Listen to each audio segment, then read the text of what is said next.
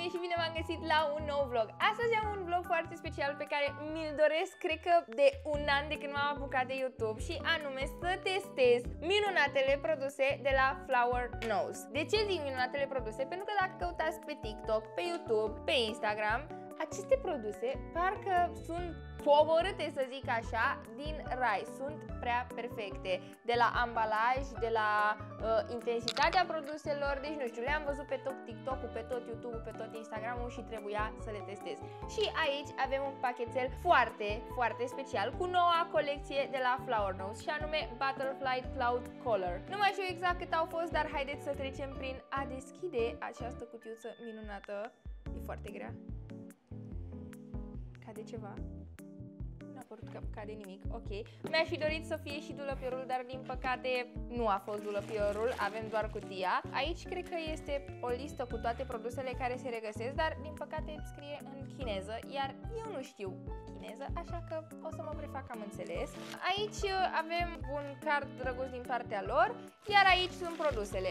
Uitați cât de multe sunt, Doamne! Nu înțeleg nimic din ce scrie, dar sunt frumoase! O să le scot direct așa pe masă pentru că vreau să le vedeți și voi. O să le aranjez și vă arăt exact ce e pe aici, că nici eu nu știu. Încă le-am aranjat puțin și puteți să le vedeți cât de drăguțe sunt. Nu sunt toate produsele din colecție. Îmi lipsește parfumul, erau cam două, dar am două palete din 3, o paletă de conturing din 2, deci avem din fiecare categorie câte un produs, chiar la rujurile avem pe toate, așa că eu mi-am pregătit aici băuturica în păhărelul roz și haideți să începem.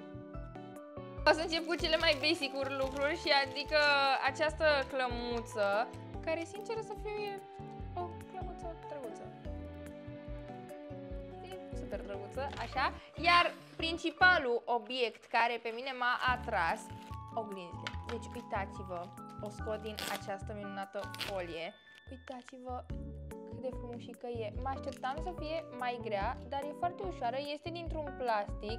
Îmi place că are folie de protecție pe ea, dar uitați-vă cât de frumos este desenul. Dacă nu v-ați prins, vorbim de noua lor colecție cu fluturaj, deci clar toate produsele o să aibă fluturaj, vrăbiuțe, tot felul de chestii, dar nu știu, efectiv mi se pare genial cum arată. Deși e o simplă oglindă, chiar arată bine. O să trecem la aceste două palete pentru că mi se pare un lucru important când îți faci un machiaj, să ai și culori neutre și culori gen mai rozalii, în funcție de la persoană la persoană, așa că haideți să vă arăt paletele. Lucru care mi se pare foarte tare, deși ți atenți la ambalaj, cred că e pentru prima oară când văd un ambalaj atât de ușor de scos, deci mie mi se pare genială chestia asta. Oh, foarte... Wow! Cât de roz e! Uitați-vă puțin. Deci colecția asta e un fel de rose gold, din câte puteți observa, adică așa, și fluturaj, păsărele, totul roz. Ia! Wow, cum arată! Deci, cred că este visul multora dintre noi. Cred că foarte multe fete voiau să vadă aceste palete și în România și să dea cineva un fel de verdict. Ia să vedem și pe cealaltă. Asta este mai movalie, ca să zic așa. Upsi, era să fac o prostie în stilul Betty. Uitați, cam așa arată și aceasta. Ok, asta este mai neutră din câte se poate vedea, iar asta este mai rozacee, să zic. Arată foarte bine. Haideți să le testăm. Mamă, mi-e frică să fac degetul în ele. Efectiv, mi-e foarte frică. Ia, o să încep cu ăsta care e așa un fel de auriu antichizat. Ok. Nu știu dacă se vede și la voi, dar aici pot să zic că se vede foarte drăguț. Pentru că nu prea se văd exact culorile, le-am luat pe degete. Deci aici avem un fel de movaliu, aici avem două bronzuri, să zic așa, cu tente de roz și de mov, iar aici mai avem încă 3 culori pe care nu știu dacă le vedeți exact, dar pot să vă spun că sunt foarte pigmentate, Iar astea două, deci uitați-vă la sclipiciul lor. Arată foarte bine. Asta a fost paleta pe care o am pe degete. Nu este paleta tipic obișnuită pentru noi, ca să zic așa, cu rozuri de alea, wow, cu albastru, cu mov. Sunt culori angelice, ca să le zic așa, sunt foarte potolite. Unele din ele au sclipici foarte frumos în ele, dar nu pot să zic că e ca un roz pe care l-ai aplicat și gata, se vede. Sunt culori liniștite, ca să le zic așa. Aici este a doua paletă, cea roz. Le-am inversat un pic. Haideți să începem cu sclipiciul, bineînțeles. Băi, mie mi-este frică să nu stric desenul de pe culoare, pentru că e foarte frumos. Wow! Uitați-vă puțin. Deci uitați-vă cum arată. Doamne! Deci mi-aș dori să se vadă și pe cameră cum se vede pe mână.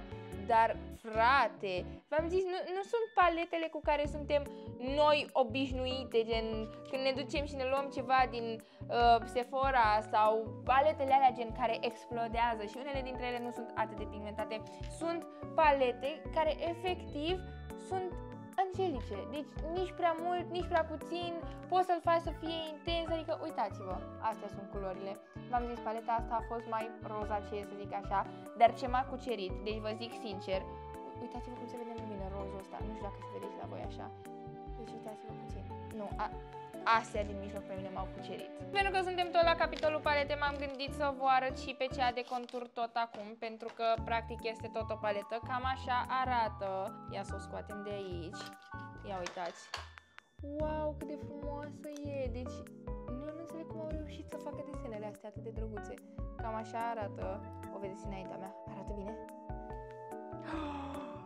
Wow!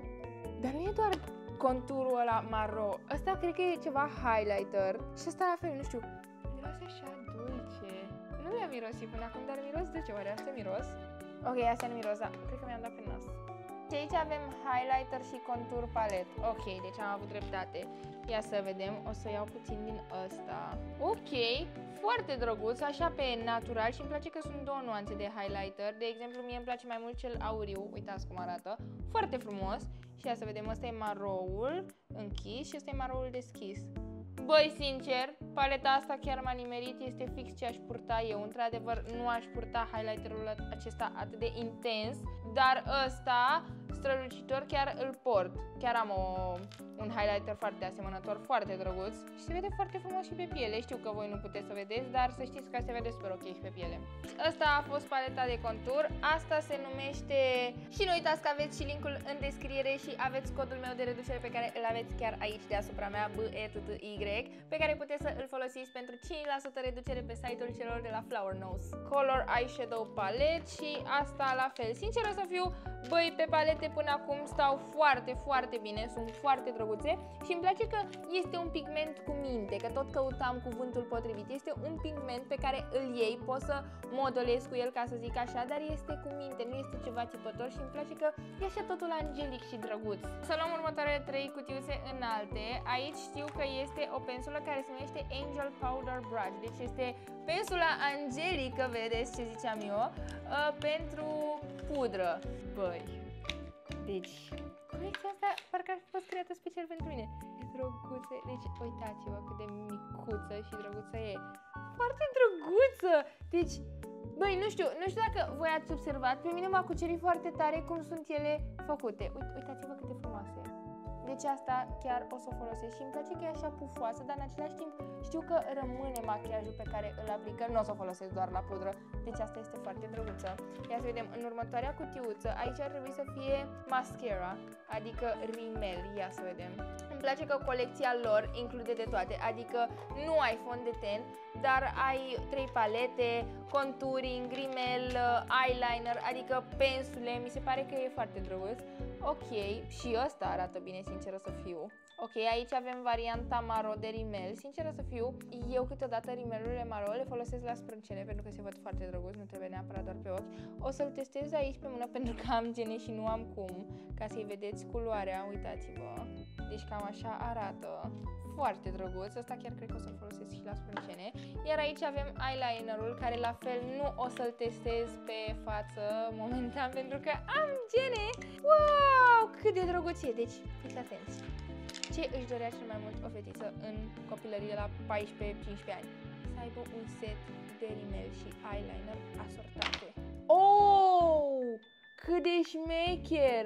Și ce credeți? Este varianta tot maro, deci eu sincer să fiu, nu l-aș folosi doar ca eyeliner, l-aș folosi la fel și pentru sprâncene și mi se pare foarte tare. Mă așteptam să fie ăla cu pensulă foarte greu de utilizat, dar ăsta mi se pare cel mai șmecher în varianta asta, deci eu orice eyeliner și orice lucru de sprâncene îmi place să-l am așa pentru că este foarte ușor de folosit, uitați. Adică foarte ușor, poți să faci linii mai groase, mai subțiri, foarte șmecher. Deci astea două chiar m-au surprins și îmi place că nu le folosesc doar pentru gene. După o pauză de 2 minute de suculeț, m-am întors să testez celelalte 3 produse. Aici avem la fel ceva, se numește Box Duo Blush, ok. Știu că sunt 6 din ce am observat. Aici avem numărul 4 și numărul 3, ok. Mauve, ca să se asorteze cu paleta. Iar aici avem cutiuța roz. Ok, o să le dau mai încoace. Hai să începem cu rozul, pentru că, da, pare că e foarte mult produs, adică cam atât de gros este, e gen cât unghia mea, dar e foarte compact. Da, clar m-au nimerit pe culori astăzi, clar m-au nimerit.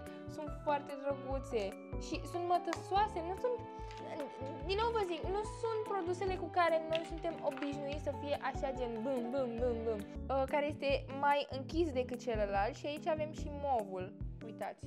Să le și comparăm puțin. Deci, uitați, ăsta este un roz mai movaliu, iar ăsta este celălalt roz. Foarte drăguțe și așa, foarte cute. Foarte cute și drăguțe.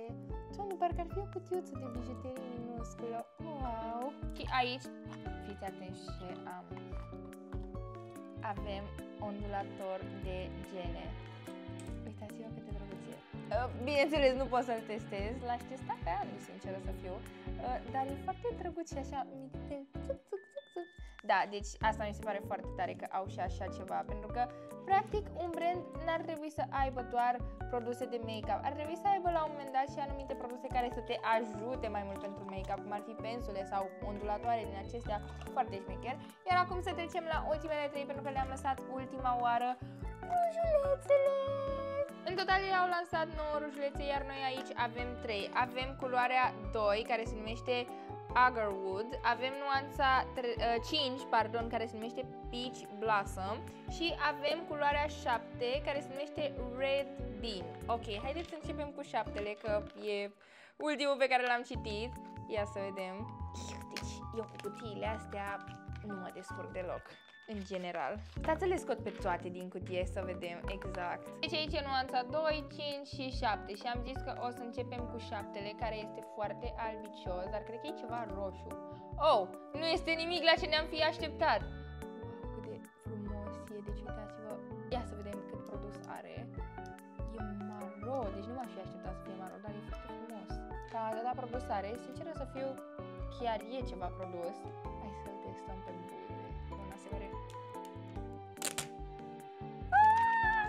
Ok, avem locânjoara, da, în spate este laser. Așa, și haideți să folosim rujulețul. Ia. Asta ciocolată cu cafea.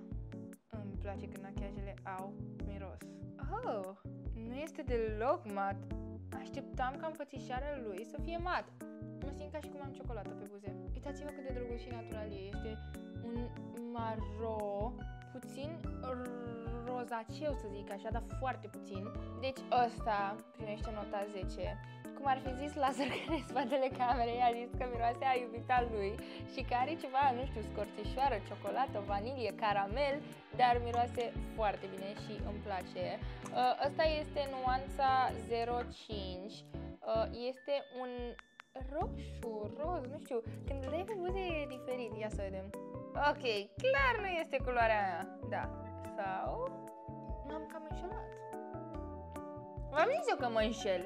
Deci aici este foarte aprins, ca să zic așa. Dar pe buze uitați-vă cât de drăguț e. Mi se pare chiar așa de păpușică, gen doll vibes, ok. Și pot să spun că îmi place foarte mult formula lor. E gen lucioasă, hidratantă și nu se lipește. Gen îți dă și vibe de mat în același timp, foarte drăguț. Iar ultima nuanță este din nou un maro. Băi, deci eu iubesc rujurile. maro, mai ales astea care sunt așa glossy, dar în același timp se simt așa mătăsoase. Deci, deși m-am șters ca să nu se încurce culorile, încă am buzele așa gen hidratate. Asta e aiuat, oare? Asta e diferit, cred. Nu-mi dau seama. Cred că e aiuat. Asta este un pic mai mat, deci ăsta cred că este preferatul meu pentru că este un pic mai închis și nici n-am contur la buze și uitați-vă cât de drăguțe arată.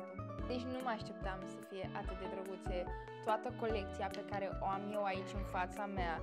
Cele 3 rujuri, cele 2 blush-uri care de fapt au 4 culori, deci dacă cumpărați unul de ăsta, sunt efectiv 2 culori, rimel, eyeliner, 2 palete, plus contouring și bineînțeles oglinjoara și clămuța și ondulatorul de gene și pensulica. Deci eu ce am testat aici astăzi o să intre în rutina mea, ca să zic așa.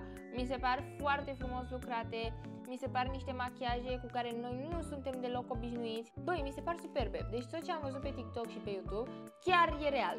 Mi se par superbe și pentru că eu îmi iubesc foarte mult comunitatea, am și o surpriză pentru voi. Aveți în descriere la acest videoclip un link unde puteți să intrați direct pe Flower Nose și puteți să folosiți codul meu de reducere Betty, adică BETTY, îl aveți aici deasupra mea. Și sincer să fiu, chiar mi-a plăcut. Această colecție primește o notă a 10. Mi-aș fi dorit foarte mult și dulăpiorul pentru că este foarte frumos. Și vreau să-mi lăsați în comentarii care a fost produsul vostru favorit, cât credeți că a fost totalul la aceste produse, ce v-a plăcut cel mai mult și ce ați vrea să filmăm în viitor, pentru că știu că am lipsit un pic cam mult, dar chiar mi-a plăcut această colecție și, încă o dată, aici am nevoie de o muzică cu